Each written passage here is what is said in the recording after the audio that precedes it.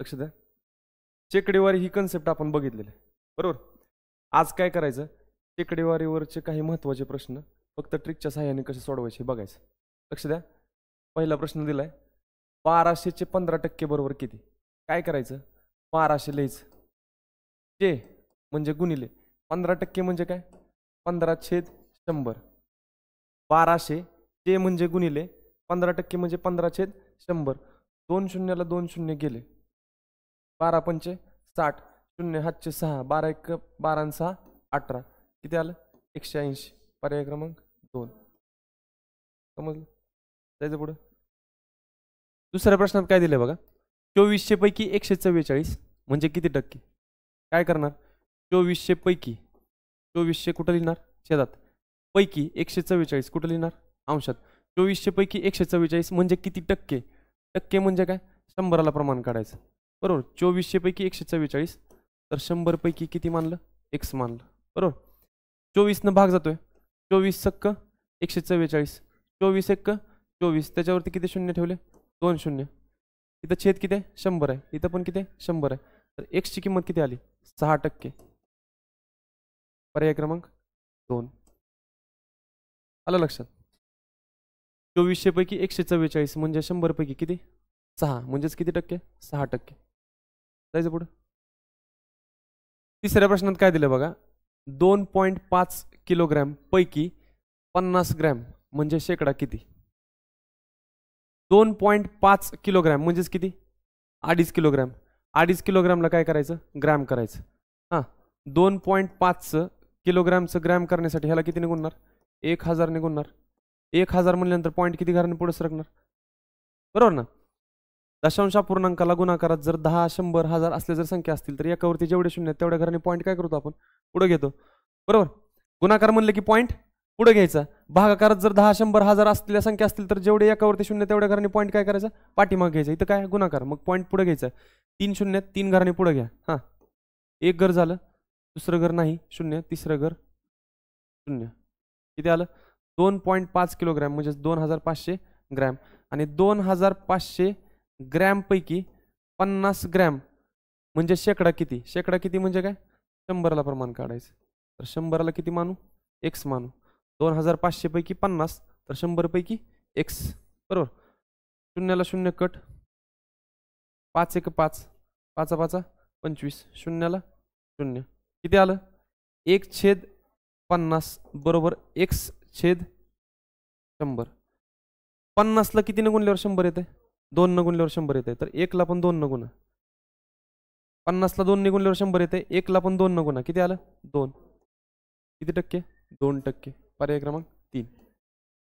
समजलं. चौथ्या प्रश्नात काय दिलंय बघा, 3/35 हे 5/7 शेकडा किती.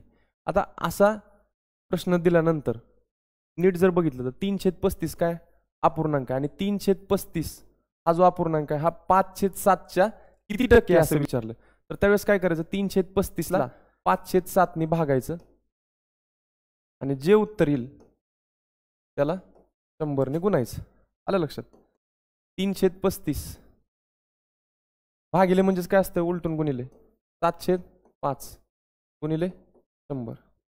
7 1 7, 7 5 35, काय झालं 3 1 3/25 गुणिले 100. 25 1 25, 25 चौक 100, 4 त्रिक 12%. पर्याय क्रमांक 4. 3/35 हे 5/7 किती टक्के 12%. समजलं. त्याच्यामध्ये कन्सेप्ट काय ते समजावून सांगतो. 3/35 हे 5/7 शेकडा किती. कसं विचारलं प्रश्नात 3/35 हे 3/35 बरोबर 5/7 चे म्हणजे काय गुणिले शेकडा किती म्हणजे किती टक्के. किती टक्के मानूयात x%. 3/35 तसंच राहू द्या. x ची किंमत काढायची तर ह्याला इकडे आणायचं. हा पूर्णांक कसा आहे 5/7 x ला कसा आहे गुणाकारात, इकडे आल्यानंतर भागाकारात भागिले 5/7 बरोबर. पलीकडे काय राहिलं x% म्हणजेच x/100, 100 भागाकारात इकडे आल्यानंतर गुणाकारात. 3/35 भागिले म्हणजे उलटून गुणिले 7/5 आणि 100 इकडे भागाकारात, तिकडे आल्यानंतर गुणाकारात, पलीकडे काय राहिलं x. आलं लक्षात? हां, 7 न भाग जाईल, 7 × 7, 7 × 5 = 35, 3 × 1 3 छेद 5 × 5 25 गुणिले 100 बरोबर x. 25 × 1 25, 25 चोक 100, तर x बरोबर किती आलं? आपण डायरेक्ट इथून कॅल्क्युलेशन केलं होतं बरोबर. 3/35 भागिले 5/7 आणि गुणिले काय केलं तर 100, कारण 100 इकडे भाग करा, तिकडे नंतर गुणाकार. राहील लक्षात? जायचं पुढं. 5व्या प्रश्नात काय दिलंय बघा, x चे 7% बरोबर 126, तर x बरोबर किती? काय करायचं, x चे 7% बरोबर 126 दिले आणि x ची किंमत विचारली, तर 126 ला 7 ने भागा आणि गुणिले 100 करा, ह्याचं उत्तर भेटून जाते बरोबर. 7 × 1 7, 7 × 1 7, 12 मधून 7 गेलं किती राहिलं 5, 5 वरती घेतलं 6, किती झालं 56, 7 × 8 56, 18 गुणिले 100 किती झालं 1800. पर्याय क्रमांक 3. ही झाली ट्रिक. आता ह्याच्यामध्ये कन्सेप्ट काय आहे बघा, x चे म्हणजे काय गुणिले 7% म्हणजे 7/100, हे केल्यानंतर उत्तर किती येतं म्हणून सांगितलं 126 बरोबर. 100 इकडे भागाकारात, पलीकडे गेल्यानंतर गुणाकारात, 126 गुणिले 100 आणि 7 x ला गुणाकारात, इकडे गेल्यानंतर इकडे काय राहिले फक्त x. आपण डायरेक्ट हे कॅल्क्युलेशन केलं, तर 126 ला 7 ने भागलं आणि डायरेक्ट त्याला कशाने गुणलं होतं 100 ने गुणलं होतं. 7 × 1 7, 7 × 1 7, 12 मधून 7 गेलं किती राहिलं 5, 5 वरती घेतलं 6, किती झालं 56, 7 × 8 56, x बरोबर 18 गुणिले 100 किती झालं 1800. समजलं? जायचं पुढं. 6व्या प्रश्नात काय दिलंय बघा, 3 किलोग्रॅमचे 2.1/2% बरोबर किती? आता लक्षात घ्या, 3 किलोग्रॅमला ग्रॅम मध्ये करा अगोदर. 3 किलोग्रॅम म्हणजे किती ग्रॅम, 3000 ग्रॅम. चे म्हणजे गुणिले 2.1/2 म्हणजेच काय हो, 2.1/2 म्हणजेच काय असते 2 + 1/2, 2 + 1/2 म्हणजेच काय 0.5, म्हणजेच किती झालं 2.5, किंवा 2 दुने 4 आणि 1 5, 5/2, 5/2 म्हणजेच काय 2.5, 5/2 म्हणजेच 5/2, 5च्या निम्म किती येते 2.5 बरोबर. मग 2.1/2% म्हणजे मी असं घेऊ शकतो 2.5%. याचं उत्तर किती, हां 3000 ग्रॅम चे 2.5% म्हणजे 2.5/100. 2 शून्याला 2 शून्य गेले, 25 त्रिक 75 वरती 1 शून्य आणि पॉईंट किती घर सोडून 1 घर सोडून, तर किती आलं 75 ग्रॅम. पर्याय क्रमांक 2. समजलं? जायचं पुढं. 7व्या प्रश्नामध्ये काय दिलं बघा, 1.1/4% हे गुणोत्तरात कसे लिहाल? 1.1/4 म्हणजेच काय 1 + 1/4. 1 + 1/4 म्हणजेच काय असतं 0.25. 1 + 0.25 किती झालं 1.25%. हे कसं लिहायचं गुणोत्तरामध्ये, 1.25% म्हणजेच काय 1.25/100. पॉईंट घालवायचा, आता अंशात काय पॉईंट आहे, तो पॉईंट घालवण्यासाठी कितीने गुणावं लागेल 100 ने गुणावं लागतं. मग वरती 100 ने गुणलं तर खाली पण कितीने गुणणार 100 ने. वरती 100 ने गुणल्यामुळे पॉईंट 2 घरानं पुढे सर्कल किती येईल 125, आणि खाली 100 ने गुणल्यामुळे काय येईल 100 गुणिले 100 राहू द्या तसंच. हां 25 × 5 125, 25 चोक 100, 5 × 1 5, 5 दुने 10, शून्याला 0, वरती किती आलं अंशात 1 छेद 20 चोक 80, किती आलं गुणोत्तर 1/80. पर्याय क्रमांक 3. समजलं? जायचं पुढं. 8व्या प्रश्नामध्ये काय दिलं बघा, 7/12 6% बरोबर किती? काय करायचं 7/12 चे म्हणजे काय गुणिले 6% म्हणजे 6/100. 6 × 1 6, 6 दुने 12, हां 7 × 1 7 छेद 100 दुने 200. आता छेदात काय करायचं 100 1000 अशी संख्या आणण्याचा प्रयत्न करायचा. 200 ला 5 ने गुणले की काय येते 1000 येते, म्हणून वरती पण काय करावं लागेल 5 ने गुणावं लागेल. 7 × 5 किती झालं वरती 35, खाली 200 5 किती झालं 1000. भागाकारात एकावरती जेवढे शून्य असतील तेवढ्या घराने पॉईंट काय करायचा, पाठीमाग घ्यायचा. सध्या पॉईंट कुठं असतो, संख्या संपल्यानंतर पॉईंट असतो. हां, एक घर झालं, दोन घर झालं, तिसरं घर नाही म्हणून शून्य दिलं, इथं पॉईंट शून्य, बरोबर ना. छेदस्थानी एकावरती 3 शून्य, तर पॉईंट किती घरांनी पाठीमाग घेतला, 3 घरांनी. एक घर 5, दुसरं घर 3, तिसरं घर नाही म्हणून शून्य, पॉईंट शून्य. किती आलं, 0.035. पर्याय क्रमांक 1. समजलं, जायचं पुढं. 9व्या प्रश्नामध्ये काय दिले बघा, 1,500 चे 40% बरोबर x चे 8%, तर x बरोबर किती. आता ही सोडवण्याची ट्रिक काय बघा, x ची जर किंमत काढायची असेल तर 1,500 चे 40% दिले तर काय करा, 1,500 गुणिले 40 करा आणि डायरेक्ट भागिले 8 करा, तुम्हाला x ची किंमत भेटेल. 8 1 8, 8 पंचे 40, 15 पाचे 75, वरती किती शून्य, 2 शून्य, तर x ची किंमत किती आली, 7,500. पर्याय क्रमांक 3. कन्सेप्ट काय आहे ह्याच्या मागे बघा, लक्ष द्या. काय करतो आपण, 1500 चे म्हणजे काय, गुणिले 40% म्हणजे 40/100 बरोबर. x चे म्हणजे x गुणिले 8% म्हणजे काय, 8/100. आता एक लक्षात घ्या, इकडे पण छेदात 100 आहे, इकडे पण छेदात 100 आहे. 100 भागाकारात पलीकडे गेल्यानंतर गुणाकारात, किंवा पलीकडचं 100 भागाकारात इकडे आल्यानंतर गुणाकारात. मग इकडे जर गुणिले 100 आलं तर 100 ला 100 काय होणार आहे, कट होणार आहे, लक्षात घ्या. तर मग काय राहणार, 1500 गुणिले 40 बरोबर x गुणिले 8. आणि नीट लक्षात घ्या, दोन्ही बाजूला बरोबर चिन्हाच्या दोन्ही बाजूला इकडे पण टक्के दिला असेल, इकडे पण टक्के दिला असेल, तर छेदात 100 घेतच जाऊ नका, कारण असं बिन तसं 100 ला 100 काय होणार आहे, कटच होणार, बरोबर. त्यामुळे 1,500 गुणिले 40, पलीकडे काय राहिलं, x गुणिले 8. मग 8 गुणाकारात इकडे आल्यानंतर भागाकारात, x ची किंमत मिळवण्यासाठी 8 ला इकडे घ्यावं लागणार ना, 8 गुणाकारात इकडे आल्यानंतर भागाकारात. मग आपण डायरेक्ट काय केलं, 1500 गुणिले 40 भागिले 8 केलं आणि आपल्याला काय मिळालं, ते x ची किंमत मिळवली. कसं केलं, 8 1 8, 8 पंचे 40, 15 पाचे 75, वरती किती शून्य, 2 शून्य, तर x ची किंमत किती मिळाली, 7,500. पर्याय क्रमांक 3. आलं लक्षात, जायचं पुढं. 10व्या प्रश्नामध्ये काय दिलं बघा, 1200 चे 12% बरोबर 400 चे किती टक्के. कसं सोडवणार, 1200 गुणिले 12 करा आणि भागिले 400 करा, डायरेक्ट तुम्हाला टक्के भेटून जाईल. 2 शून्यला 2 शून्य गेले, 4 1 4, 4 त्रिक 12, 12 त्रिक किती आलं, 36%. पर्याय क्रमांक 2. आता ह्याच्यामध्ये कन्सेप्ट काय, आत्ताच्या प्रश्नासारखंच हे बघा, ह्या साईडला काय बरोबर चिन्हाच्या 1200 चे 12%, पलीकडे काय 400 चे किती टक्के म्हणून विचारलंय. मग किती टक्के म्हणल्यानंतर आपण काय म्हणणार, x%. 1200 चे म्हणजे काय, गुणिले 12%, बरोबर. आणि पलीकडे 400 चे किती टक्के म्हणले, मग 400 चे म्हणजे गुणिले x%.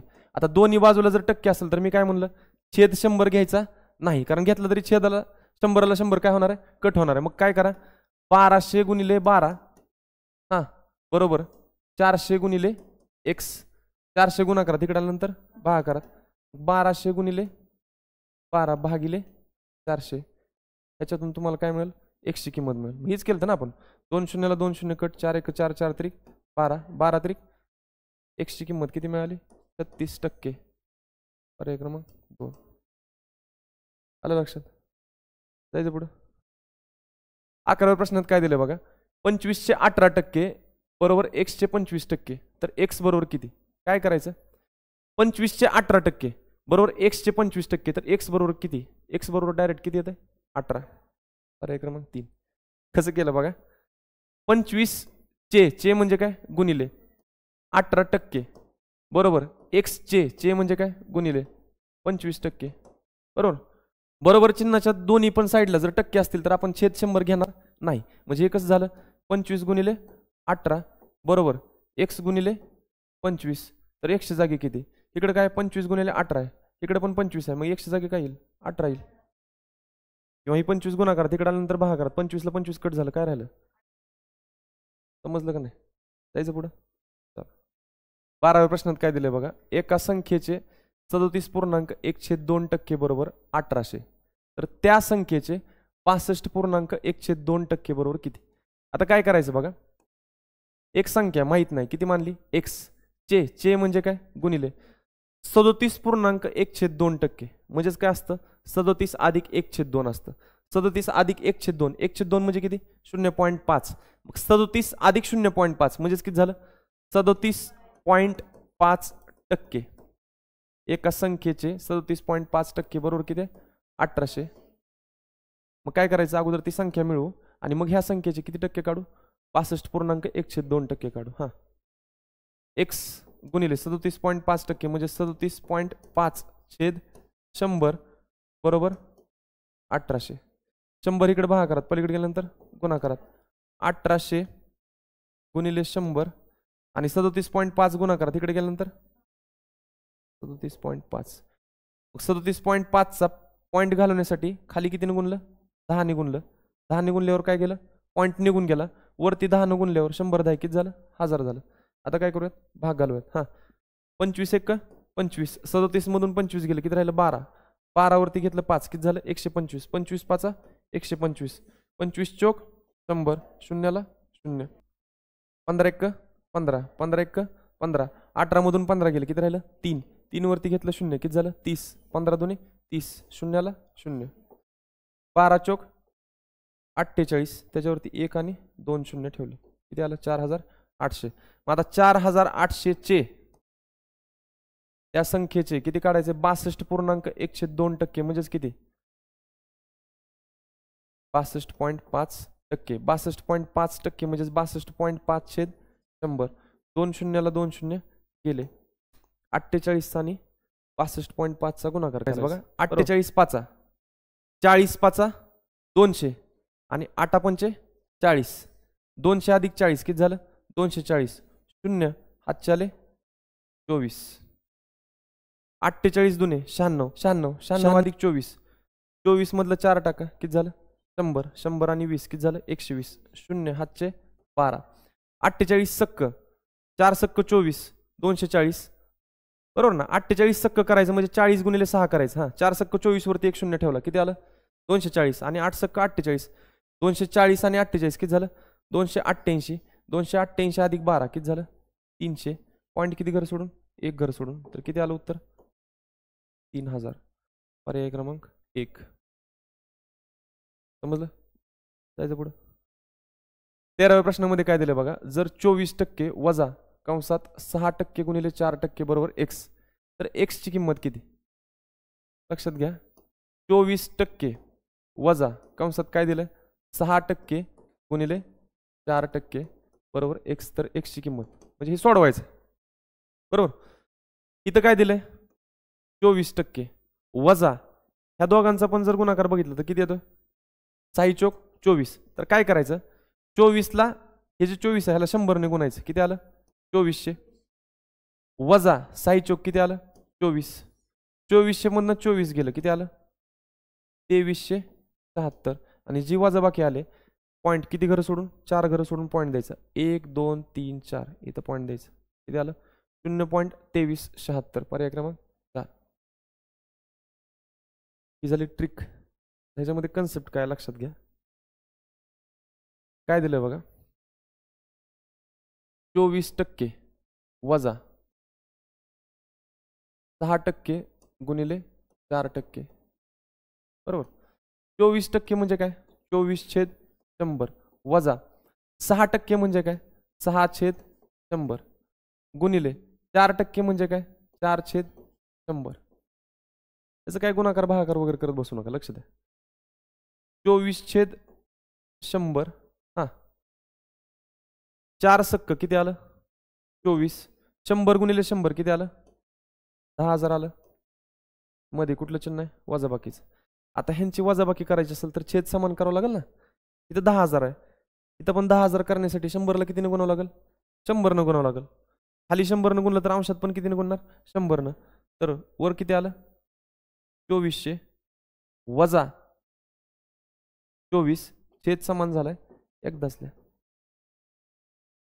2400 मधनं 24 गेलं किती आलं 2376 छेद 10,000 येते लक्षात घ्या. ही 10,000 छेद कशामुळे आला कारण हे तर काय दोन्ही टक्केवारींचा गुणाकार आहे आणि मग छेद दोघांचा काय असणार 6/100 4/100 आणि 100 गुणिले 100 म्हणल्यानंतर काय येणार आहे 10,000च येणार आहे.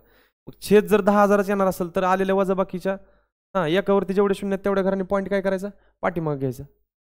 म्हणजेच 0.2373